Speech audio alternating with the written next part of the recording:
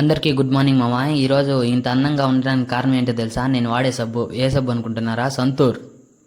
బేవర్స్ గాళ్ళు ఎక్కువైపోయారు. మన అందాన్ని ఒకసారి అద్దంలో చూసుకొని ఇంకా నేను ఒక గిఫ్ట్ ఇచ్చారనమాట. ఇంకా గిఫ్ట్ ఒకసారి చూసేసి ఇంకా గిఫ్ట్ అయితే చాలా బాగుంది. ఇంకా మన వాహనాన్ని తీసుకొని ఇంకా కాలేజీకి బయలుదేరుతాను అనమాట. ఇంకా కాలేజీకి వెళ్ళంగానే ఇంకా బండి పార్కింగ్ చేసి ఇంకా కాలేజీ లోపలికి ఎంట్రీ ఇచ్చా. ఇంకా ఎంట్రీ కానీ 2 దయ్యాలు చూసా అనమాట. భయపడిపోయా. క్లాస్ మొత్తం ఫుల్ గా ఉంటే ఏం చేయాలరా అని ఆలోచిస్తా అంటే మా వాడైతే ఒక చిన్న ఐడియా, ఎవరు లేని టైం చూసి ఈ బెంచీలంతా గుజురికేద్దామని చెప్పాడు. మా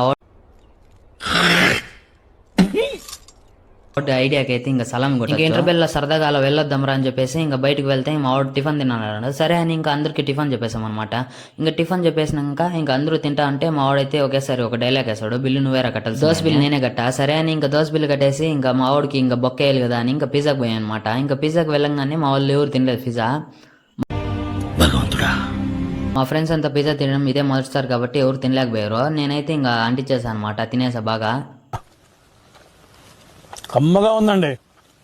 ఈ రోజు అయితే సరదాగా అలా గడిపేసాం అనమాట. ఇంకా ఇంటికి వెళ్దామంటే ఇంకా మధ్యలో వినాయకుడు వచ్చాడు. సరే అని ఇంకా ముక్కునేసి అక్కడి నుంచి బయలుదేరి నాకు అలవాటు